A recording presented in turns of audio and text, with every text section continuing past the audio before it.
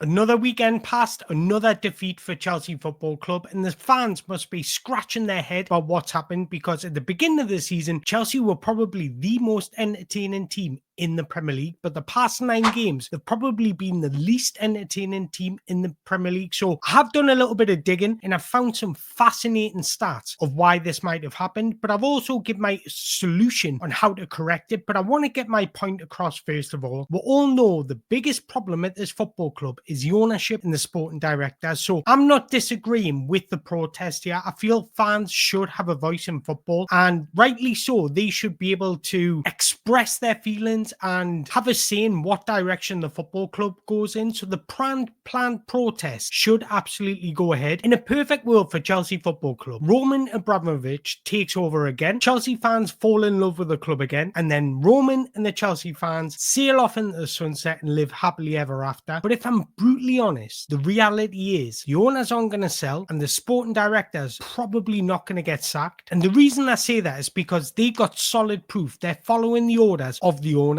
So just before we get into this video, if you are new around here or if you are returning, make sure you hit the like button, hit that subscribe button to support this channel, and you can join the much loved Mango community. But getting back to Chelsea, the reason I say that the sporting directors probably won't get sacked is because they are following the owners' instructions. They're making a profit for the owners. João Felix and Renato Vieira are prime examples, and I'll tell you why. Because they brought them in the summer, and they brought them in for probably to sell in the future for a profit of somewhat. But now that they can loan them out, get a loan fee, as well as sell them in the future, that's just speaks volumes to what the owners are asking, because they'll be able to say to the owners, look, I got a £6 million loan fee for João Felix. I got a £5 million loan fee for Renato Vieira.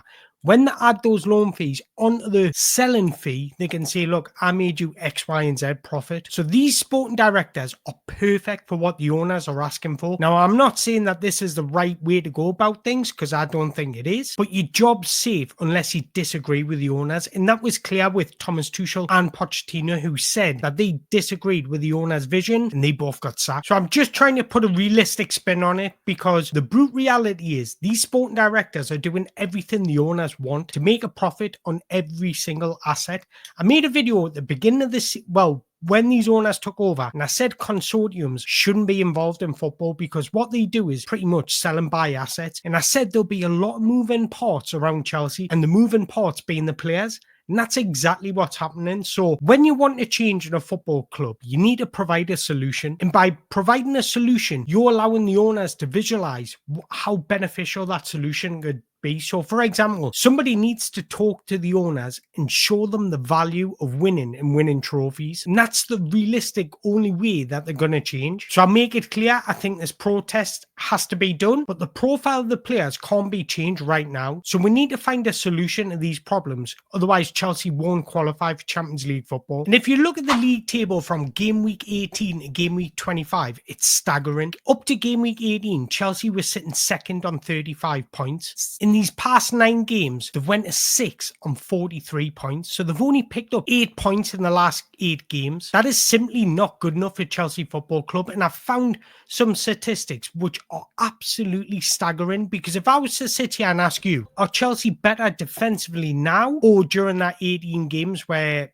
they were absolutely hot, you would probably say to me they were better defensively during the 18 games. But these statistics are telling, and I got these statistics from the Premier League website, so I know they're pretty accurate. Chelsea are conceding more goals, but they're facing less shots. They've also got a better XG against in the past 9 games, but they are having more errors leading to both shots and goals. So just to summarize, they're conceding less shots, they have a better XG against, but they are conceding more goals. Now, I found those statistics fascinating because you would expect Chelsea to be conceding a lot more and being a lot more defensively vulnerable in the past 9 games, but that's not the case, and they're probably big impacts why I think Romeo Lavia and Wesley Fofana being missing has resulted in this, because they're not winning as many duels, so therefore they're not forcing as many turnovers, so they can't create more direct attacks. Another one would be the goalkeepers. Renato Sanchez and Philip Jorgensen's are just having error after error after error, and that can't really fall on Enzo Maresca. Now, another factor which I personally think is a major factor is Chelsea have used 5 different centre-back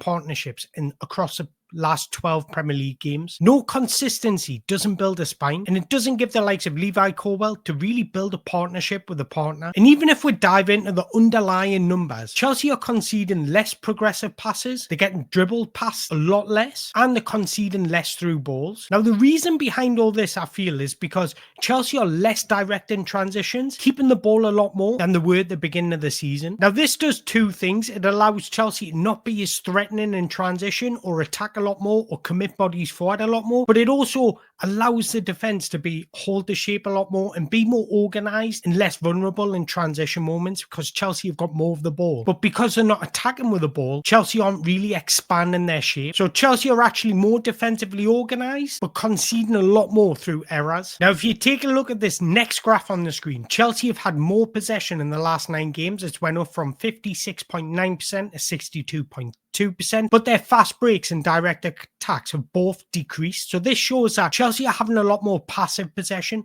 They're not really getting at the opponents, not really doing anything to impact the game with the possession. So naturally, their attacks, their creativity, their threat and transition is going to decrease. So the statistics tell you that Chelsea's possession is increased, but it's impacting their attack because they're a lot more passive than they were direct. I kind of understand why Enzo Maresca has done this because they were losing games. He's probably thought, I want more control throughout the game, but it's massively taken away everything that Chelsea were doing good at the beginning of the season, because at the beginning of the season, Chelsea played a fast, transitional, threatening style of football. Enzo Maresca at Leicester City was renowned for a slow, patient build-up phase, and I think he's reverting back to this, and it's proven costly because Chelsea aren't winning games. I've said for a while now, passive possession football or keeping the ball for 90 minutes is a dying breed in football. Pace, directness, dynamism causes a lot of chaos and gives you a higher win percentage. So the result in the loss of form is because Chelsea are becoming more possession heavy, less direct in the last 9 games, and other teams are finding it easy to defend against. So what I'm trying to say is Chelsea become slower, more patient, less open to direct, fast attacks. But this has an upside because it has an improvement on the defense statistically minus the errors. And this is why we're seeing Chelsea being dribbled past less, teams having less progressive passes, less through balls against Chelsea, and almost always scoring off errors. Enzo Maresca is probably looking at that and thinking, we're doing the right things. It will eventually come together if we cut out the errors. I understand it will defensively, but you need to be quicker in transition moments, otherwise you won't score goals. And that's proven in the statistics. Chelsea have scored less goals in the last 9 games. They've got a lower XG, they've got a lower conversion rate, they're creating less big chances, and they've got a lower big chance conversion rate. So everything Chelsea were doing well at the beginning of the season, they've stopped doing. This is why they were scoring so many goals. They were pretty much outscoring opposition. So if you can get a blend between the two, it would be perfect for Enzo Maresca.